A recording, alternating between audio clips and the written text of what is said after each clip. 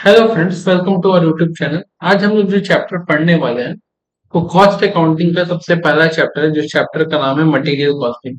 Material costing में बहुत सारे टॉपिक्स हैं, जिसमें से आज हम पहला टॉपिक जिसमें डील करने वाले हैं वो हम लोग डील करने वाले हैं ईओक्यू के बारे में। किसके बारे में?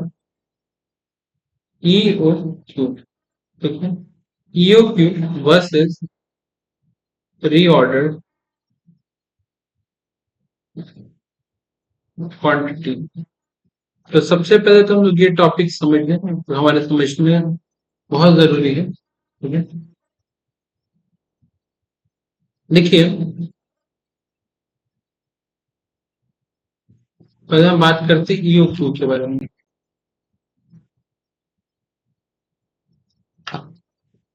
ईओक्यू का फुल फॉर्म होता है इकोनॉमिक ऑर्डर क्वांटिटी। अगर इसको हम लोग डिकोड करें, दिस मेथड और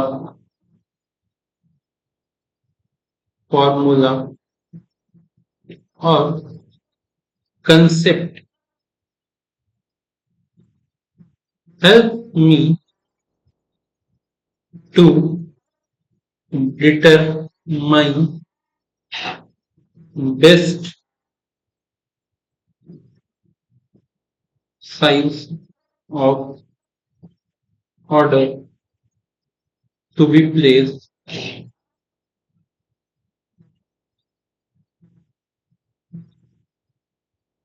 for getting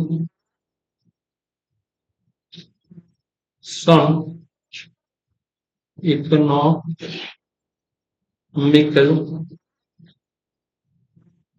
benefits।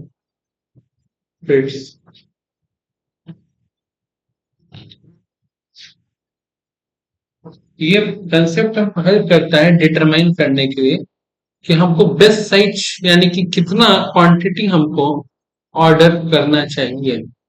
ठीक है। जिससे हमको कुछ इकोनॉमिकल बेनिफिट्स होगा। Correct.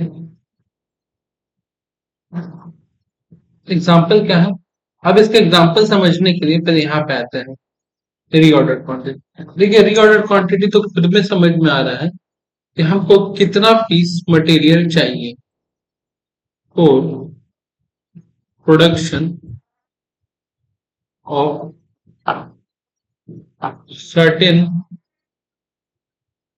Product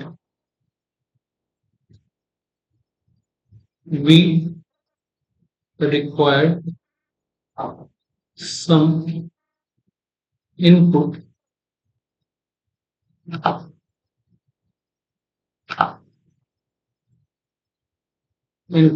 that means raw material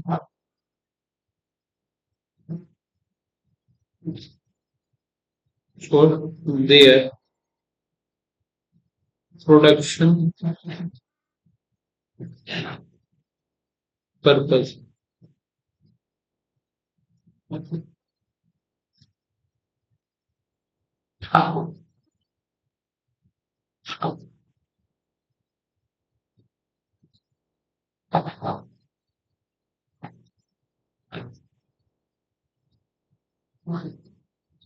purpose, ठीक है। हमको कितना रिक्वायरमेंट है? एग्जाम्पल के लिए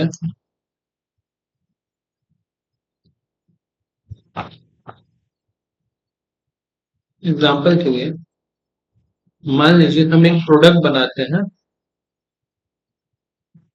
प्रोडक्ट एक्स।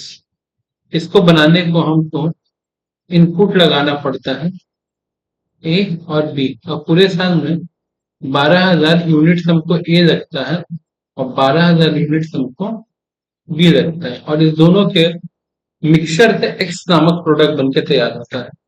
तो अगर हमको 12,000 यूनिट का रिक्वायरमेंट रहता है पूरे साल में, ठीक है, रॉ मटेरियल का, तो मेरे पास अगर हम एक एग्जांपल मिले तो ऑप्शन है कि आपको पूरे साल में पता है कि आपको 12,000 लगने वाला है, आप एक बार में 12,000 मंगा लो। ठीक है। एक बार में आप छह छह हजार करके 2 बार मंगा दो, 3-3 हजार करके 3 बार मंगा दो, 1500 करके आप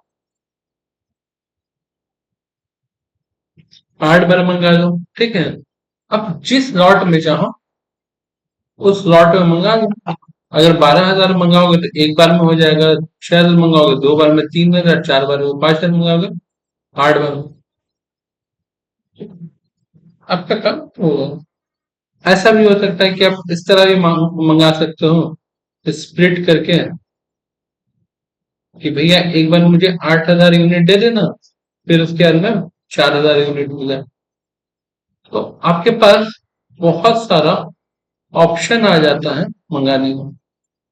बट इसमें से सबसे बेस्ट कौन सा है, कौन सा साइज इसमें से सजेस्ट करे, 12, 6, 3, 1500 या ये स्प्लिट, कौन सा बेस्ट है मेरे लिए? तो ये इसको आइडेंटिफाई करने में हमको EOQ, economic order quantity, help करता है।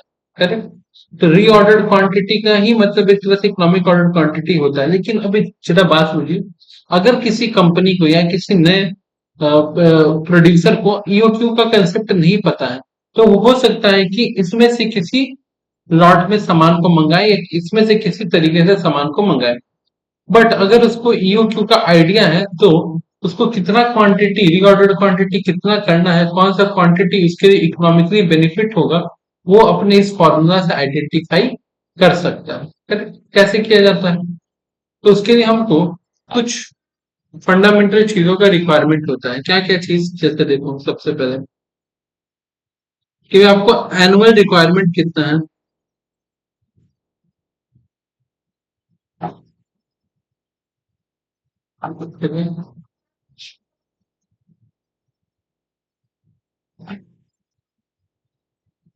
12 हजार। फिर आपका ऑर्डरिंग कॉस्ट कितना है, यानी कि जब आप एक बार ऑर्डर प्लेस करते हो तो कितना खर्चा लगता है आने के। फिर आपको सामान को पूरे साल संभाल के अगर रखना हो तो कैरिंग कॉस्ट, या फिर उसको हम लोग होल्डिंग कॉस्ट भी कहते हैं, आपका कितना लगता है। तो एग्जाम्पल, सामान को संभाल के रखने में पूरे साल में 100 रुपए खर्चा लगता है। तो अब मेरा ईओक्यू का फॉर्मूला हो जाएगा 2A by C. A means ये, O means ordering cost, C means carrying cost. तो अगर आप सॉल्व करें तो 2 इंटू ए मेरा 12 हजार था, ऑर्डरिंग कॉस्ट मेरा 120 था, और ये मेरा कैरिंग कॉस्ट 100 था। अगर अभी हम इसको सॉल्व करें तो 2 इंटू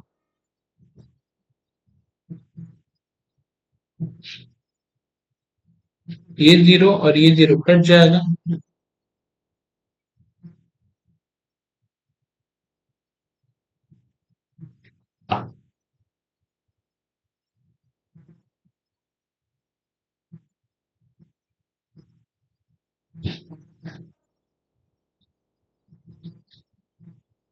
120 रूट 2 आपका आंसर आएगा। अगर आप इसको कैलकुलेटर पर सॉल्व करोगे तो और एक्यूरेट निकाल करके दे देगा कि आपका रिक्वायरमेंट कितना है। ठीक है, सबसे पहला बात, जस्ट अ सेकंड।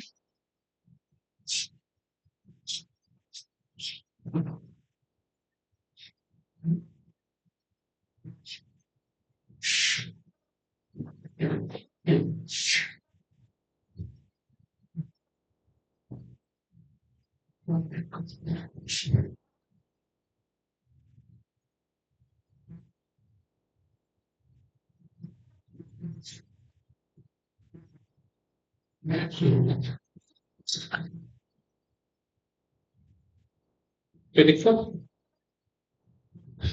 तो ये मेरे को हेल्प करता है आइडेंटिफाई करने में क्या होता है ईओक्यू।